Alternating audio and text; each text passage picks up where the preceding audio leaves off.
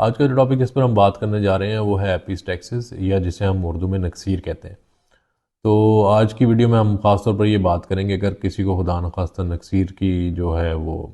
सूरत में या नाक से खून बहने की सूरत में कौन कौन से ऐसे 2-4 स्टेप्स हैं जो करने चाहिए जिसके नतीजे में जो नाक की जिससे जो खून बह रहा है नक्सीर जिसको हम कहते हैं एपिस्टैक्सिस या नोज़ ब्लीड, इसको हम स्टॉप कर सकते हैं। तो इससे पेशतर के हम इस वीडियो में बात करेंगे इसको कैसे रोका जाए। इस हम लोग बात सबसे पहले ये कर लेते हैं कि इसकी वजूहात क्या होती हैं। आमतौर पर नाक का जो अंदर वाली साइड की झिल्ली है जिसको हम नेज़ल म्यूकोज़ा कहते हैं, नेज़ल म्यूकोज़ा के ऊपर जो है वो मुख्तलिफ़ किस्म की जो बारीक बारीक ब्लड वेसल्स और कैपिलरीज जो हैं वो एक गुच्छा बना रही होती हैं जिसको हम इंग्लिश में एनास्टोमोसिस कहते हैं। तो उस एनास्टोमोसिस के अंदर से कोई भी जो शरेयान है अगर वो किसी वजह से खुदा न खास्ता उसके अंदर सोजिश जो होती है, जब एलर्जी होती है या कोई इन्फेक्शन होता है नाक का या किसी और वजह से, या नाक पे बहुत ज़्यादा अगर किसी को प्रेशर पड़ता है या आपका ब्लड प्रेशर बहुत ज़्यादा हाई होता है, तो उसके नतीजे में कोई भी ब्लड वेसल जो कि नाक के म्यूकोज़ा के अंदर मौजूद है अगर वो रप्चर हो जाती है, फट जाती है, तो उसके नतीजे में जो है नाक से खून बहना शुरू होता है जिसको हम नक्सीर या एपिस्टैक्सिस कहते हैं। तो अगर खुदा न खास्ता किसी को ये शुरू हो जाती है नक्सीर आनी, तो इसका सबसे जो पहला काम आपने करना है वो ये है कि नाक को आपने फर्मली इस तरीके से, मैं आपको साइड से दिखाता हूँ कि नाक का निचला हिस्सा भी नहीं और बिल्कुल ऊपर वाला हिस्सा भी नहीं, बिल्कुल सेंटर से जो ये नाक की हड्डी जहाँ पे आपको फील हो रही होती है उसके साथ और उसके नीचे से आपने नाक को बहुत ज़ोर से ऐसे करके पिंच कर लेना है। जब आप नाक को दबा कर रखेंगे तो जो वेसल्स का जो भी हिस्सा यहाँ से ब्लीड कर रहा है उसको आप दबा देंगे अपनी फिंगर्स के साथ और 5 मिनट तक इसको आप लगातार दबा कर रखें। और फिर हमारे यहाँ ये देखा गया है कि आमतौर पर लोग जो हैं वो ठंडी चीज़ें इस्तेमाल करने के लिए कहते हैं और ठंडा पानी सर के ऊपर डालना शुरू कर देते हैं। ठंडा पानी जो है सर पर डालना,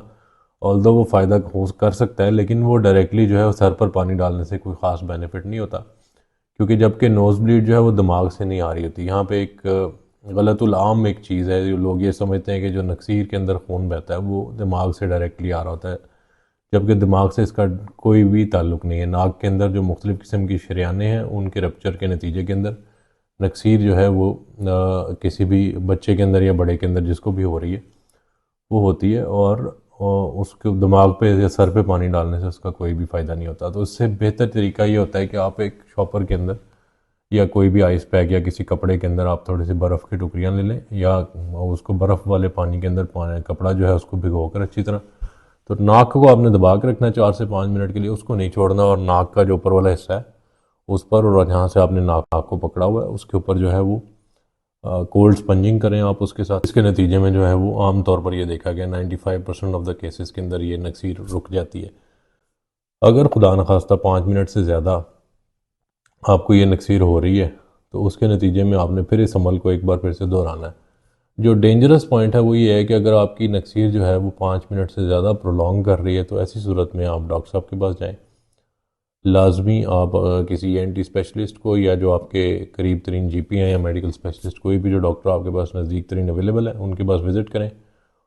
वो नाक के अंदर कुछ मुख्तलिफ़ किस्म की अद्वियात हैं वो भी इंसर्ट कर सकते हैं, वो डालने से आपके नाक की जो नक्सीर है वो आमतौर पर स्टॉप हो जाती है। अगर फिर भी नहीं होती तो फिर इसका लास्ट हल ये होता है कि नाक के अंदर